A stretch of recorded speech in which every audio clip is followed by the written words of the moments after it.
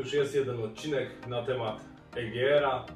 Omawiałem tam zasadę działania zawodu EGR, jak go zaślepić, ale wielu jest też zwolenników tego, aby ten EGR pozostawić i aby on działał. Jeżeli nasz EGR uległ awarii, czyli potocznie mówiąc zacina się, możemy go spróbować samemu wyczyścić. I właśnie dziś na tym odcinku chciałbym Wam pokazać, jak taki zawór wyczyścić, na co zwracać uwagę, no i sobie razem go wyczyścimy. Jeszcze przypomnę może, jakie objawy robi zawór, który jest niesprawny. Najczęstszym objawem jest po prostu nadmierne kopcenie. Jedziemy autem, dajemy gazu, a za sobą widzimy kłęby czarnego dymu.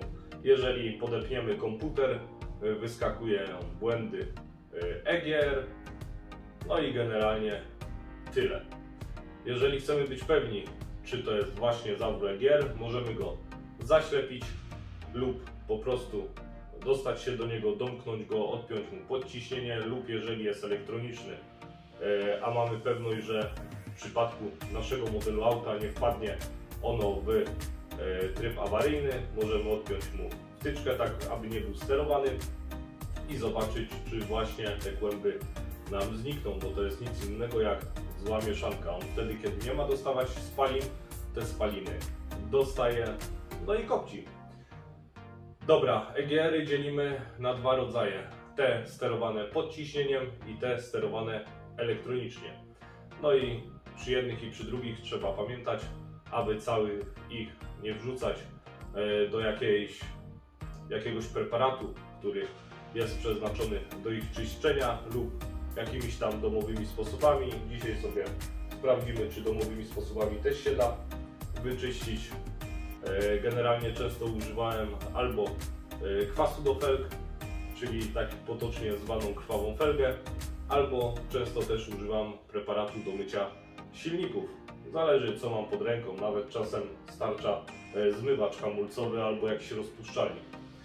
Generalnie chodzi o to, żeby jeżeli mamy EGR-a podciśnieniowego, aby tam do środka, gdzie mamy tą membrankę, która podnosi lub opuszcza nam grzybek, żeby tam ten preparat się nie dostał, musimy sobie to zabezpieczyć. Jeżeli mamy elektronicznego, no to raczej nie zamaczamy go całego, on jest zabezpieczony przed wilgocią, no ale lepiej nie kusić losu, poświęcić chwilę dłużej, uważać i sobie go na spokojnie wyczyścić. Ja tutaj mam EGR-a z BMW F10, o tym też robiłem odcinek i tutaj, jak widzimy, jest to wersja elektroniczna, więc nie czyścimy tutaj wszędzie go. Czyścimy tylko tutaj tą okolicę, która jest zanagarowana, a zaraz na stole pokażę Wam, o co tutaj generalnie chodzi i dlaczego one się zacinają. Dobra, mam nadzieję, że wszystko ładnie będzie widać, przynajmniej będę się starał. Co nam do tego potrzeba? Fajnie by było mieć rękawiczki, jakąś szczotkę, ja mam taką fajną małą drucianą, pędzelek, tu jest nasz bohater, słoik, butelka, zaraz sobie ją utniemy. Chodzi generalnie o to, aby sobie myć EGR-a nad butelką, żeby nie naklapać, no bo po co sobie mamy brudzić. Jeżeli macie jakąś wanienkę, słoik, tak samo się nada. Ja dzisiaj spróbuję sobie to doczyścić IPą. Może się uda. Mam jeszcze zmywacz do hamulców. Można nawet spróbować ropą czy paliwem. Śmiało powinno dać radę. Dobra, no to co? Zakładam sobie rękawiczkę. Tak jak mówiłem, ja mam EGR-a, który jest elektroniczny. Także staram się tutaj tych okolic nie zamoczyć. Czyszczę sam grzybek. A mówiłem, że też czasem używam kwasu do felg, więc naleję sobie trochę, odrobinę dosłownie. Tyle powinno mi wystarczyć.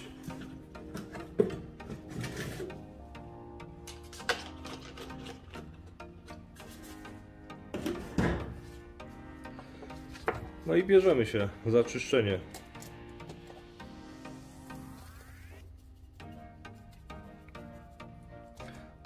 Na początek warto, żeby to wszystko sobie namoczyć. Są też preparaty przeznaczone do czyszczenia EGR-a, które czasami powalają swoją ceną, dlatego ja tam nic specjalnego nie kupuję. Biorę to, co mam pod ręką.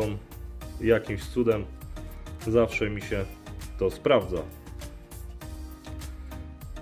Widzicie, staram się nie narobić bałaganu, ale i tak wiadomo, że zawsze gdzieś się nachlapie, także nie przejmujcie się tym.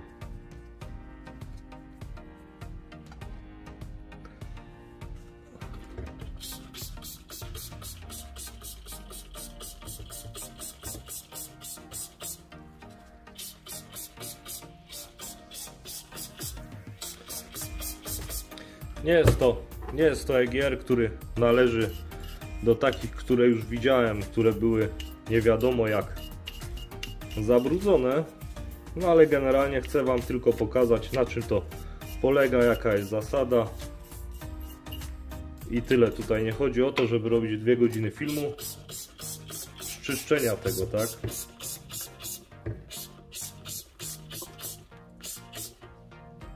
Widzicie, kwas do felg razem z ipą świetnie sobie z tym zabrudzeniem, które tutaj było, poradził, ale są EGR-y, które są zajechane do tego stopnia, że trzeba je nawet moczyć. Wezmę sobie jakąś tam starą fibrę, która mi leży. Czyścimy sobie zawór. I generalnie najczęściej, może wezmę tak, najczęściej w tym miejscu zbiera się nagar. Zawór EGR, który pracuje góra-dół, albo tutaj nazbiera mu się nagaru, przez co nie potrafi się odtworzyć, wyrzuci nam błąd, lub tutaj na grzybku będzie nam się również zbierał nagar, bo ten grzybek w momencie jak się otwiera, wpuszcza spaliny. Najwięcej nagaru jest w tym właśnie miejscu. Tutaj raz mi się zdarzyło, że jakimś sposobem było tyle nagaru, że nie mógł on się otwierać. Zazwyczaj zawsze problem tkwi w tym właśnie miejscu, w tym grzybku. Tu się zbiera nagar, gdzieś tu na obrzeżach on się osadzi, zawór nie może się domknąć i w takim właśnie momencie on się nie domyka, wpuszcza bokiem spaliny, no i w efekcie mamy wyrzucony błąd i auto nam kopci. I to jest tak naprawdę cała filozofia. Jeżeli macie EGR-a, który jest bardziej zabrudzony, no to wiadomo, że musicie trochę więcej czasu poświęcić, trochę bardziej pobawić się z chemią. Jeżeli macie, tak jak tutaj w moim przypadku, EGR-a, który był ledwo co uszkodzony, nie ma naprawdę problemu, żeby go doczyścić. Ale tak jak mówiłem, widziałem już wiele, także można powiedzieć, że nic mnie nie zdziwi. No to co? Myślę, że tyle w tym odcinku.